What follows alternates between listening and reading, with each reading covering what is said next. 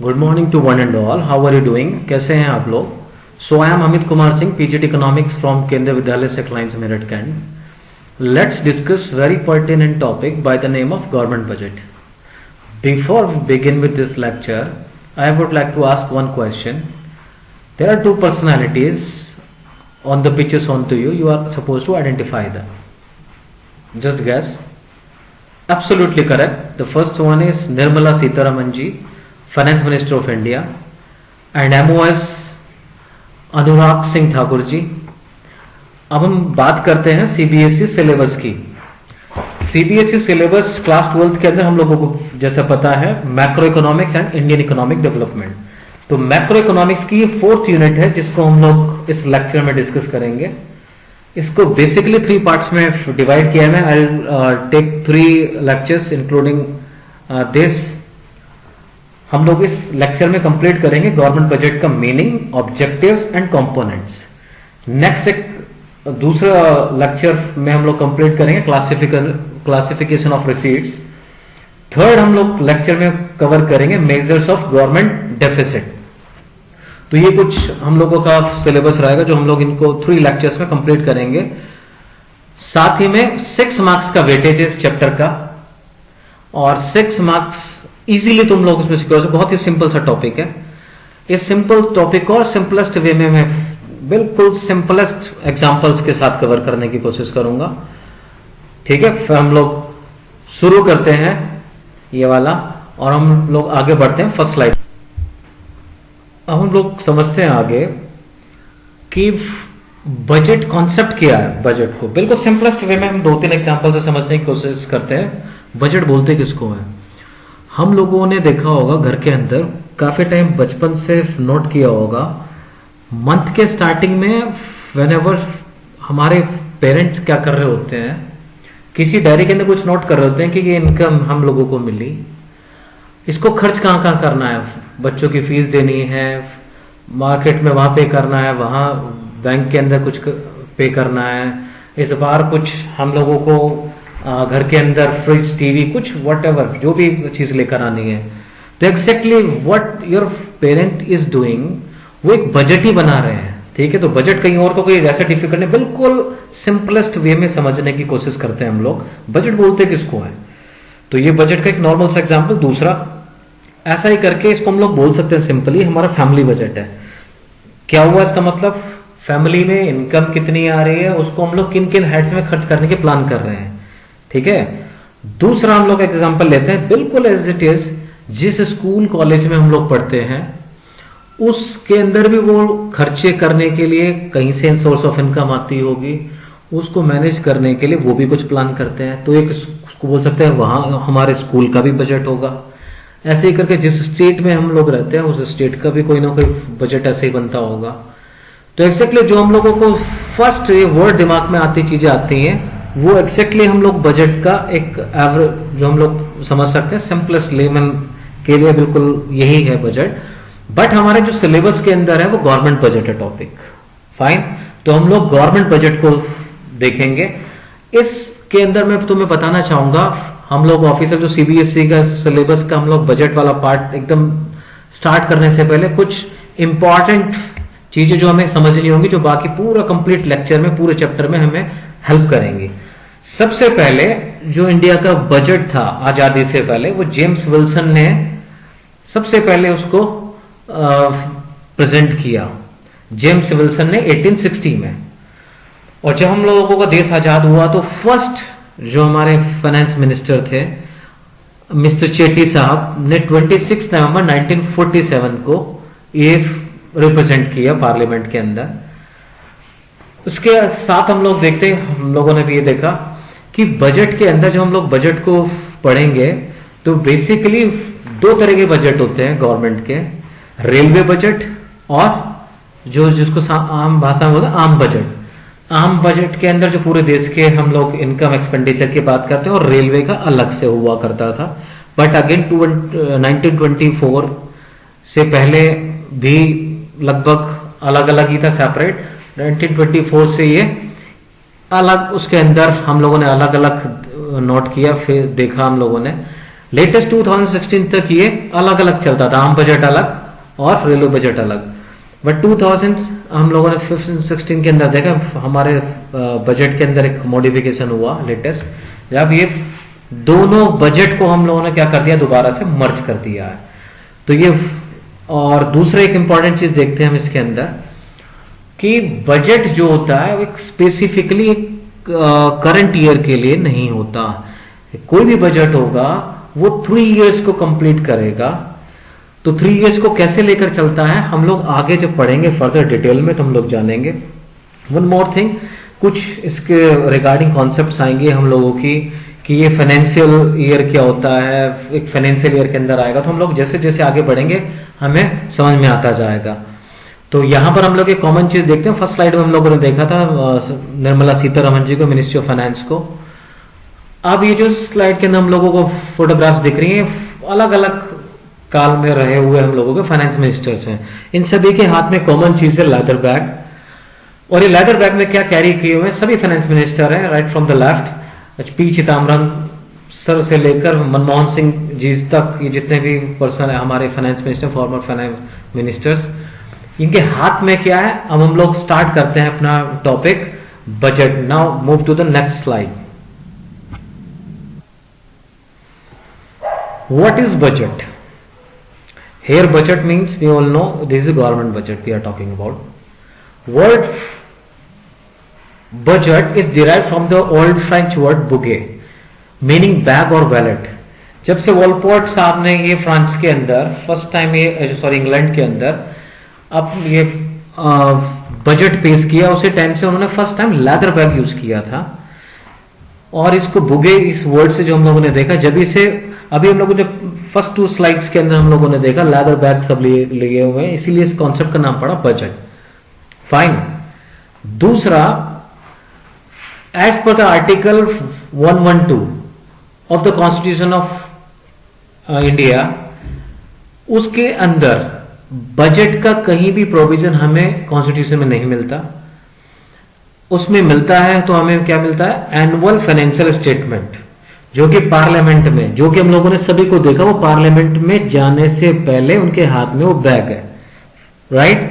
तो फर्स्ट 2 हम लोगों ने जो फोटोग्राफ्स देखी यहां से कोरिलेट कर सकते हैं, क्योंकि कॉन्स्टिट्यूशन प्रोविजन है कि जो फाइनेंस मिनिस्टर होगा वो फरवरी के अंदर इसको प्रेसिडेंट साहब की अनुमति के बाद वो इसको उनके सम्मुख रखेगा, ठीक है। तो ये प्रोविजन है एनुअल फाइनेंशियल स्टेटमेंट का, तो डायरेक्टली बजट का नहीं मिलता। हम लोग बात करते हैं बजट की। What is the definition, we can say what is the meaning of budget? It is an annual statement showing item wise estimates of receipts and expenditures during a financial year. तो यहां पर 2 चीजें हम लोग देखते हैं। एक एनुअल स्टेटमेंट है, पूरे एनुअल मीन सालाना एक स्टेटमेंट है, जो आइटम वाइज एस्टिमेट्स हैं, जो हमारे आइटम जो भी एस्टिमेट्स होते हैं, एस्टिमेट्स का ना हम अनुमान लगाते हैं। इन सोर्सेज से रिसीट्स पैसा आएगा, किसको? गवर्नमेंट को आएगा, because we are talking about government budget. इन हेड्स के अंदर ये पैसा आएगा, और जब हम लोग खर्च करेंगे, जैसे गवर्नमेंट अगर एस्टिमेट जो रिसीट्स मिलेंगी, जरूर उसकी आमदनी कह सकते हैं हम लोग, इनकम है गवर्नमेंट की। गवर्नमेंट को खर्चे भी होते हैं, ऐसे कोई देश नहीं चलता, तो उसके लिए जो एक्सपेंडिचर्स किए जाते हैं अलग अलग हेड्स के अंदर, तो ये इन सभी चीजों का इनकम एंड एक्सपेंडिचर का एनुअल स्टेटमेंट है। और दूसरा यहां पर एक कॉन्सेप्ट लिखा फाइनेंशियल ईयर। तो financial year, fiscal year, accounting year के ऊपर बात करते हैं। फर्दर की वर्ड्स में हम लोग डिस्कस करेंगे अलग से, बट यहां पर मैं बताना चाहूंगा तुम्हें, फाइनेंशियल ईयर का मतलब है एक कैलेंडर ईयर होता है, जिस कैलेंडर ईयर के अंदर हम लोग बात करते हैं किसकी, 1 जनवरी से लेकर 31 दिसंबर की। बट जो हमारे जितने भी सेल परचेज, जितने भी हमारे फाइनेंशियल और जितनी भी एक्टिविटीज होती हैं, उनको हम मेजर करने के लिए अकाउंटिंग ईयर का यूज करते हैं, जो कि होता है, इसको ध्यान से सुनना, जो कि हमारा टाइम पीरियड किसको बोलते हैं, 1 अप्रैल टू 31 मार्च। इसीलिए टाइम देखा होगा, टैक्सेस और घर में डिस्कशन होते हुए आसपास टीवी के अंदर होते हुए हम लोगों ने देखा होगा। And the last is very important point before we'll discuss more about the budget and economy. It unveils the fiscal policy of the government. Government की दो पॉलिसी है, हमने प्रीवियस जो भी चैप्टर पढ़ा उसमें देखा कि गवर्नमेंट की एक मॉनेटरी पॉलिसी होती है, एक होती है फिस्कल पॉलिसी। ये जो फिस्कल पॉलिसी होती है गवर्नमेंट की रेवेन्यू और एक्सपेंडिचर रिगार्डिंग, ये उसी का ही एक पार्ट है। फाइन, तो इसके अंदर हम लोग क्या देखते हैं, गवर्नमेंट इनकम और एक्सपेंडिचर के ऊपर क्या बात करती है, और हम लोगों ने इसको देखा सिंपली। हम लोग बात करते हैं इस बजट के बारे में technically. In a mixed economy, apart from the private sector, there is the government which plays a very important role. There are many ways in which government influences economic life. The government undertakes production. Apart from the imposing taxes and spending money on building public infrastructure, running schools, colleges, etc. And the government is not merely a statement of estimated receipts and expenditures, just we have discussed earlier. Since independence, with the launching of 5-year plan, it has also become a significant national policy statement. The budget reflects and shapes and is in turn shaped by the country's economic life. इसको हम लोग अगर और समझे तो निजी क्षेत्र से अलग मिश्रित अर्थव्यवस्था की अगर हम बात करें, भारतीय अर्थव्यवस्था मिश्रित अर्थव्यवस्था है। सरकार का रोल निजी क्षेत्र के अलावा बहुत महत्वपूर्ण रोल है। विभिन्न तरीकों से सरकार क्या करती है, आर्थिक जीवन को प्रभावित करती है हम लोगों के। कभी भी सीधे खुद से उत्पादन करती है, कर लगाना, खर्च करना, उसके अलावा बहुत इंपॉर्टेंट जो सरकार का है वो पूरी हमारी जो हम लोग बोलते हैं इकोनॉमिक एक्टिविटी जो देश की चल रही है उसको एक डायरेक्शन देना, ठीक है। और अभी हम लोगों ने प्रोविजन में कॉन्स्टिट्यूशन में देखा तो वो उसी का एक पार्ट है। बजट सिर्फ एक आय और व्यय का लेखा जोखा नहीं है। आजादी से लेकर जब से हमारे 5 ईयर प्लान की शुरुआत हुई आज तक हम देखते हैं जितनी भी राष्ट्रीय नीतियां बनी हैं उसके रिगार्डिंग बजट एक बहुत ही महत्वपूर्ण कदम है। बजट देश की अर्थव्यवस्था को, देश की आर्थिक स्थिति को आकार देता है और उसको प्रदर्शित भी करता है, ठीक है, और हमारे आर्थिक हालातों को भी बताता है। तो ये बजट है जिसको हम लोग आगे और बेहतर और डिटेल में समझेंगे। तो हम लोग अगले स्लाइड पर keywords of this topic, keywords पे बात करते हैं। पूरा कंप्लीट चैप्टर समझने में एक वर्ड्स हैं जो बड़े टेक्निकल हैं, बट बहुत सिंपलेस्ट वे में मैं समझाने की कोशिश करूंगा कम शब्द में। फिस्कल ईयर हम लोग अभी जस्ट बात कर चुके हैं। फाइनेंस एंड अकाउंटिंग की बात करते हैं। कभी भी कोई भी चीज सेल परचेस ऐसे कोई भी आर्थिक क्रिया होती है, अगर हम उसकी पास्ट की बात करें, हमने कुछ चीज सेल की, परचेज की, कुछ भी किया, जब हम लोग उसको रिकॉर्ड मेंटेन कर रहे हैं तो हम उसको बोलते हैं अकाउंट्स। तो अकाउंट्स उस एक्टिविटी के पास्ट के बारे में बताता है, जब भी तो नोट डाउन करते हैं हम लोग उसको मेंटेन करते हैं। But when we are talking about finance, जब हम लोग फाइनेंस की बात करते हैं तो फाइनेंस में ये ट्रिक से याद कर सकते हैं हम लोग। F stands for finance, F stands for future. Future regarding mean अगर हम लोग अपने घर में बात करें फाइनेंस रिगार्डिंग कुछ या देश में किन किन सोर्सेज से देश में पैसा गवर्नमेंट के पास आएगा, किन किन हेड्स में पैसा खर्च होगा, here we are talking about future. तो ये फाइनेंस, इसलिए हम लोगों ने भी देखा बजट का कोई प्रोविजन नहीं है हमारे उसके अंदर कॉन्स्टिट्यूशन में। एनुअल फाइनेंशियल स्टेटमेंट है। तो here what is the meaning of financial, तो गवर्नमेंट जो फ्यूचर रिगार्डिंग प्लान कर रही होती है, ठीक है। नेक्स्ट हम लोग बात करते हैं रिसीट्स। रिसीट्स क्या होती है, एक एविडेंस है, the action of receiving something. Receipts देखा होगा, कभी मार्केट में हम लोग किसी शॉप पे कुछ खरीदने जाते हैं, पेमेंट होने के बाद चाहे हम लोग कैश करें या ऑर्गेनाइज सेक्टर की मैं बात करता हूं, किसी मॉल वगैरह में हम लोग जाते हैं, कहते हैं हम लोगों को रिसीट मिलती है, मतलब प्राप्ति, उन्होंने पैसा लिया उसके बाद हम लोगों को देते हैं कुछ, some kind of evidence we can say, तो ये रिसीट बोलते हैं। रेवेन्यू हम लोग बात करें, रेवेन्यू भी थोड़ा इनकम के कंपैरिजन में एक मैक्रो कॉन्सेप्ट बोल सकते हैं हम लोग। ये है क्या होता है, जब सेल एंड परचेज, सेल करने के बाद गुड्स एंड सर्विसेज की टोटल जो हमारे पास आता है उसको बोलते हैं रेवेन्यू। उस टोटल रेवेन्यू में से जब हम लोग क्या एक्सक्लूड क्या सब्सट्रैक्ट कर दें, उसके अंदर से जितने भी हमारे स्पेंडिंग्स हमारे खर्चे होंगे उनको एक्सक्लूड कर दें, उसके बाद जो बचा वो इनकम उसको बोलते हैं। फाइन। हम लोग बहुत इंपॉर्टेंट 3 कॉन्सेप्ट्स के बारे में बात करेंगे, की वर्ड्स जो हमारे बजट को समझने में है। सिलेबस के अंदर बेटा जब टेबल हम लोग डिस्कस करते हैं या कभी बुक के अंदर एनसीईआरटी में दिया गया है तो ये वर्ड्स आते हैं जो मैंने यहां पर लिए ताकि तुम्हें बेहतर समझ में आए। The first is actual data, second is provisional estimate, third is budgetary estimates. जैसे हम लोगों ने पहले हम लोग प्रीवियसली डिस्कस कर चुके हैं, बजट 3 ईयर को लेकर चलता है, उसमें सिर्फ फ्यूचर का 1 साल कवर नहीं होता। तो कैसे करते हैं, हम बात करते हैं एक्चुअल डेटा मीन्स, यहां पर हम लोग बात करते हैं कि 2021 का बजट निर्मला सीतारमण जी लेकर आई, तो एक्चुअल डेटा उसमें हेडिंग में देखना एडी, पीई और बी लिखा होता है, जो डेटा ऐसा लेके आता है। आगे मैंने इसको इसमें तुम लोगों को दिया हुआ है, देखेंगे हम लोग जो डिस्कस करेंगे, I will quote at that time. तो उसके अंदर क्या होता है, एक्चुअल डेटा मींस 1 साल पहले का जो कंप्लीट हो चुका है, मींस 2021 की बात करें जो 18-19 का हमारा साल था उसका डेटा, एक्चुअल जो डेटा होता है उस टाइम का। सेकंड हम लोग बात करें PE means provisional estimates. Again provisional estimate क्या होता है, जो हमारा करंट ईयर का होता है। करंट ईयर मतलब जो चल रहा है, मींस 1920।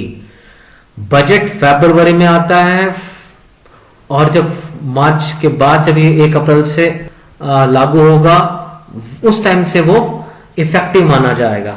तो अभी कौन सा चल रहा है, जब तक 31 मार्च तक वही वाला फाइनेंशियल ईयर, इसलिए प्रोविजनल को में क्या लिया जाएगा, current year means 1920। Budgetary estimate, क्योंकि हम एस्टीमेट की बात करेंगे, बजटरी एस्टीमेट होते हैं फ्यूचर रिगार्डिंग करेंगे, आने वाले जो उसके अंदर है, ठीक है, तो उसके अंदर हमारा होगा, उसको बोलते हैं हम लोग बजटरी एस्टीमेट। तो this is all about the keywords of this topic. Now move ahead. बहुत ही इंपॉर्टेंट पार्ट पे चलते हैं हम लोग। मीनिंग हम लोगों ने देखा। ऑब्जेक्टिव्स ऑफ गवर्नमेंट बजट बहुत ही इंपॉर्टेंट है। हम लोगों ने बचपन से सुना है, हमारे टीचर्स पेरेंट बोलते हैं, किसी भी डायरेक्शन में कुछ भी टारगेट अचीव करना है तो हमारे कुछ भी हम लोग जो करते हैं उसके कुछ ऑब्जेक्टिव होते हैं। तो ऐसे ही करके गवर्नमेंट के कुछ ऑब्जेक्टिव्स हैं, कुछ उद्देश्य हैं जो पूरा करना चाहते हैं। ताकि हम लोग सिंपली समझना चाहें, बजट बनाती क्यों है गवर्नमेंट, कोई फॉर्मेलिटीज हैं या कोई प्रेशर है, बनाती क्यों है सिंपली।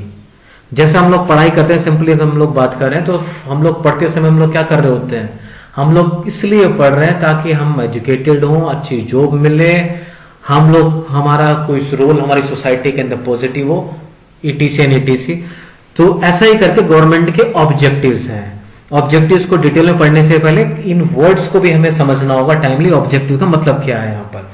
तो हम लोग पहला ऑब्जेक्टिव लेकर चलते हैं, बजट सरकार बनाती क्यों है। तो फर्स्ट हुआ redistribution of income and wealth.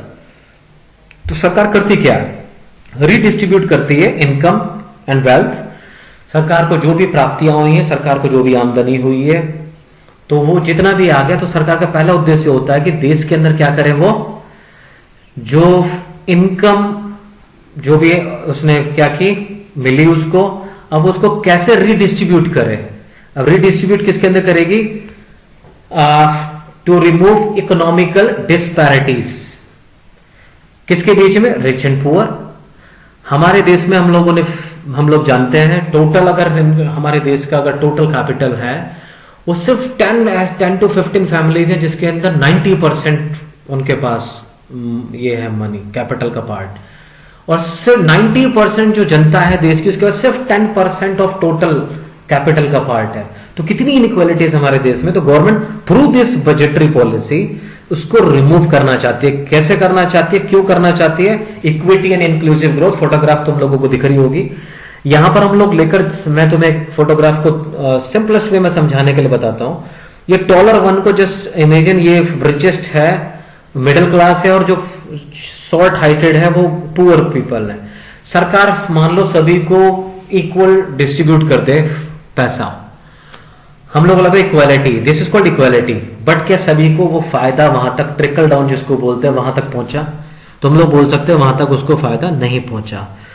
तो ऑब्जेक्टिव गवर्नमेंट जो लेकर चलती है बजट बनाने का, not to achieve equality, to achieve equity through this heading, distribution of income and wealth. कैसे? जिसको जरूरत है उनके हिसाब से वो डिस्ट्रीब्यूट किया जाता है। जो सेकंड इक्विटी के ऊपर तुम लोगों को दिख रहा है, रिचेस्ट और ये वाला जो भी फैसिलिटीज है उनको ऐसा दिया। कैसे दिया गया, मैं इसको इकोनॉमिकल टर्म से बताऊं। रिच के ऊपर इक्विटी की बात कर रहे हैं हम लोग, रिच के ऊपर कैसा, उसके ऊपर ज्यादा टैक्स लगा। पुअर को कैसे फायदा मिला, गवर्नमेंट ने उसको इकोनॉमिकल हेल्प दी सब्सिडी के फॉर्म में। गवर्नमेंट पॉलिसी चलाई, मनरेगा, अभी पीडीएस जो पब्लिक डिस्ट्रीब्यूशन सिस्टम है, सब्सिडाइज रेट पे उसको खाने की चीजें मिल रही हैं। तो ऐसा करके गवर्नमेंट क्या करते हैं, redistribution of income and wealth. Now move to the next objective. Second objective is reallocation of resources. Reallocation of resources बहुत इंपॉर्टेंट है। गवर्नमेंट अपने इस ऑब्जेक्टिव से क्या करना चाहती है, क्या अचीव करना चाहती है? फर्स्ट में हम लोग फर्स्ट वाले से समझा, वो रिच और पुअर के बीच का इनइक्वालिटी को दूर करना चाहती है। यहां पर government wants to balancing, national social and economical balance करना चाहती है। कैसे करेगी गवर्नमेंट? तो गवर्नमेंट ऐसे करती है थ्रू टैक्स। कैसे करती है गवर्नमेंट? थ्रू टैक्स, जो उसकी होती है टैक्सेशन पॉलिसी बोल सकते हैं। दूसरा एक्सपेंडिचर पॉलिसी। गवर्नमेंट करती क्या है, हैवी टैक्स लगाती है किसके ऊपर? जो भी ऐसी चीजें होती हैं, हार्मफुल प्रोडक्ट्स होते हैं। ठीक है, कैसे? लिकर, सिगरेट्स, टोबैको, इनके रेट को टाइमली बढ़ाती जाती है ताकि वो हार्मफुल भी है सोसाइटी के लिए।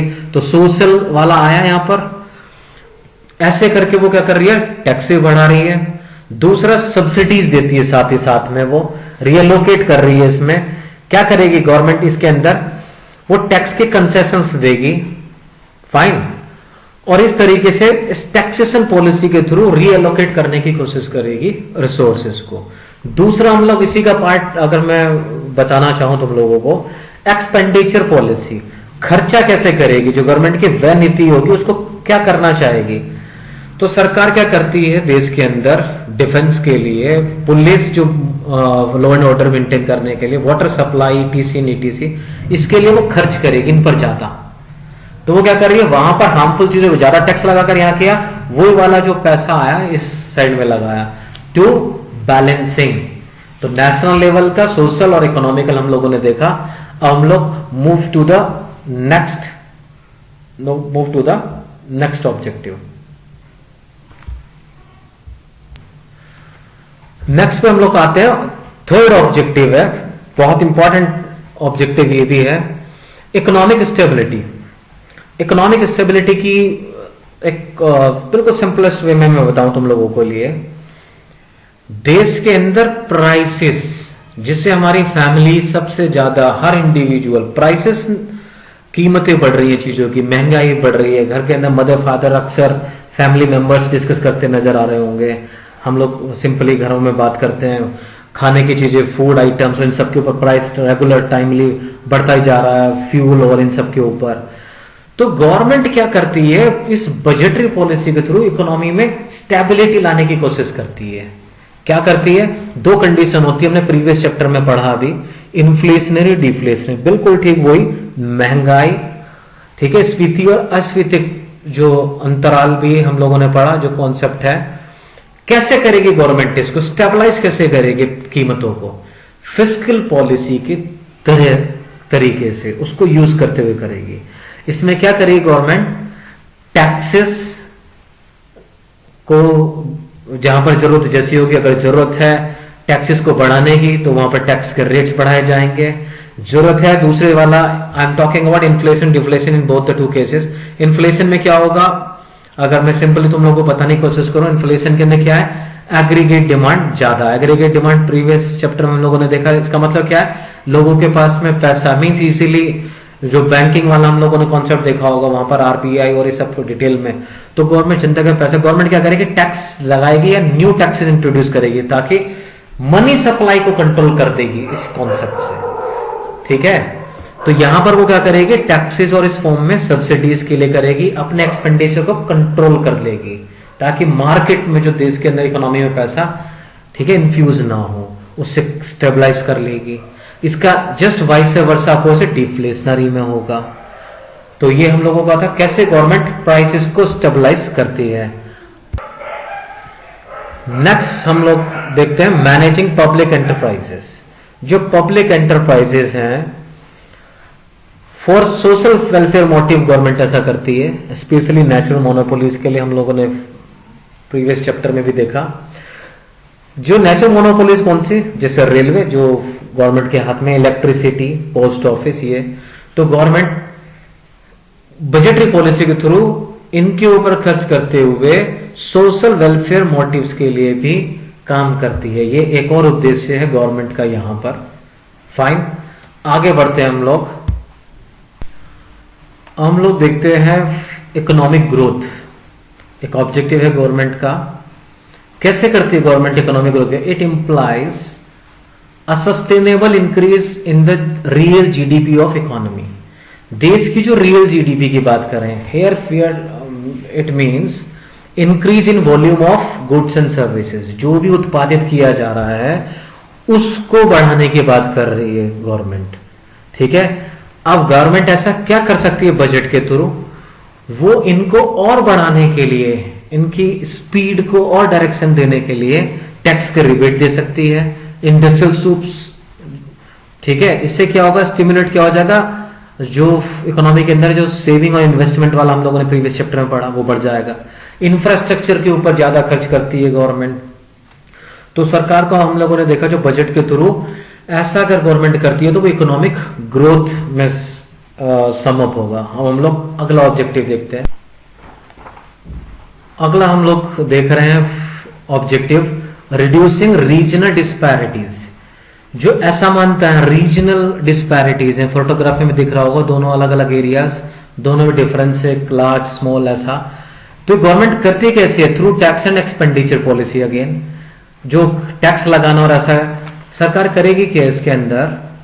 जो बैकवर्ड रीजन्स हैं देखने को हम लोगों को मिलता है, जैसे हम एग्जांपल देखें पंजाब का, उत्तर प्रदेश का, उड़ीसा का, महाराष्ट्र का, केरला का। रीजनल अगर हम लोग देखें, कोई उसका जीडीपी में कंट्रीब्यूशन अगर स्टेट वाइज हम लोग देखें, किसी स्टेट का ज्यादा है, वहां पर अच्छी फैसिलिटीज हैं, अच्छा इंडस्ट्रियल हब है, वहां पर अच्छा वो है। कुछ एरिया जैसे जिसको बैकवर्ड बोल सकते हैं हम लोग, बैकवर्ड रीजन। तो गवर्नमेंट इसके अंदर क्या करती है, रिड्यूस करने की कोशिश करती है बजटरी पॉलिसी के थ्रू टैक्स से। और एक्सपेंडिचर पॉलिसी मींस वो ऐसी जगह खर्च करके जो कि बैकवर्ड है, ताकि वो भी क्या हो सके, रिड्यूस कर सके regional disparities. Now move to the next slide. We have already studied about meaning of budget, objectives of government budget. हम लोगों ने अभी जो पढ़ा बजट के बारे में और ऑब्जेक्टिव्स के बारे में, ये हम लोग कुछ थे, उसको जस्ट ट्राई टू मेमोराइज। क्या क्या था, डेफिनेशन क्या होती है बजट की, मैं दोबारा से तुम लोगों को एक बार रिकैप्चुलेट करा दूं। Government budget is a financial statement of budgetary receipts and expenditure of the government during a fiscal year. Exactly यही जो आप सोच रहे हैं। ऑब्जेक्टिव्स ऑफ बजट हम लोगों ने दूसरा देखा। तो हम लोगों ने सबसे पहला ऑब्जेक्टिव क्या था, याद है, reallocation of resources, redistribution of income and wealth, very good, economic stability, managing public enterprises, economic growth, reducing regional disparities. Very good, excellent, move ahead. हम लोग आगे बढ़ते हैं कंपोनेंट्स ऑफ बजट के बारे में। कंपोनेंट्स क्या है, बजट के कंपोनेंट्स, घटक क्या है, जिसको सिंपलेस्ट वे में हम लोग बोल सकते हैं घटक। बना बजट किस चीज से है? तो यहां पर एक तुम लोगों को दिख रहा होगा revenue budget and capital budget. Revenue budget को हम लोग फर्दर क्लासिफाई कर सकते हैं into two parts, revenue receipts and revenue expenditure. Capital budget को capital receipt and capital expenditure. Fine. तो रेवेन्यू बजट के दो पार्ट है, revenue receipt revenue expenditure, capital budget के capital receipt and capital expenditure. Further हम लोग इसको और डिटेल में देखते हैं। सेम कॉन्सेप्ट को हम लोग और सिंपलेस्ट वे में बाइफरकेट कर सकते हैं। कंपोनेंट्स ऑफ बजट, यहां पर हम लोगों ने लिया receipts and expenditure as we have discuss in the definition. सरकार की रिसीट्स एंड एक्सपेंडिचर, यहां पर रिसीट्स कौन सी, revenue receipts and capital receipts, और एक्सपेंडिचर हम लोगों ने दोनों तरह के अलग कर दिया, रेवेन्यू वाला और कैपिटल वाला। ये कंपोनेंट्स है बजट का। Fine, now move to the next slide. Few questions. हम लोग क्या करते हैं, हम लोगों ने अभी तक 3 चीजें कवर की इस लेक्चर के अंदर। व्हाट इज बजट, सेकंड हम लोगों ने किया इसके अंदर objectives of budget, third simply हम लोगों ने कंपोनेंट्स, किस चीज से घटक क्या है, किस चीज से बना है बजट, वो हम लोगों ने देखा। हम लोग उनके ऊपर जो हम लोगों ने what we have studied so far, a few questions for you. Number 1, who is the finance minister of India? Just guess. Very good. Honorable Srimati Nirmala Sitharaman ji. In the budget, government unveils the monetary policy. State whether the above statement is true or false. जो government budget है वो unveil करता है monetary policy को, याद करो। Very good. Fiscal policy कहता है the above statement is false. Very good. Is there any constitutional provision for government budget? तो एज सच जैसा हम लोगों ने बात की, अगर हम लोग बोले तो आर्टिकल 112 प्रोविजन है जिसमें एनुअल फाइनेंशियल स्टेटमेंट के बारे में बात की गई है। तो हम लोग अगर उसको बात करें, एज सच बजट को क्लियरली नहीं बोला गया, बट बजट का provision as a annual financial statement हमारे बजट के अंदर दिया गया है। इसको एक ट्रिक में तुम लोगों को आज के लेक्चर कंक्लूड करने के साथ साथ बताता हूं, याद कैसे करें हम लोग। आर्टिकल 112 कॉन्स्टिट्यूशन में कहां दिया गया है, तो यहां पर याद करो ऑब्जेक्टिव क्या है, सरकार directly indirectly national economical and social चाहती क्या है, देश में बैलेंसिंग, और ये है जस्ट इमेजिन प्राइम मिनिस्टर साहब ये चाहते हैं, सबका साथ सबका विकास वाला कॉन्सेप्ट सबने सुना होगा, एक एक को दो, मींस क्या, बेनिफिट्स, एक एक को दो। तो यहां पर एक एक दो का मतलब क्या हो गया, article 112। Thank you for this. If you have any kind of doubts and suggestion, I have this. So my dear students, I mention my detail. You may मेरे को ईमेल कर सकते हैं आप लोग, ट्विटर पर भी फॉलो कर सकते हैं, यूट्यूब लिंक चैनल, इसको दोबारा से आप नंबर ऑफ टाइम्स इसको देख सकते हैं। जितना भी डाउट हो, मोबाइल नंबर भी, एड्रेस भी यहां पर है। You may use any kind of method to contact me. Thank you and have a nice day.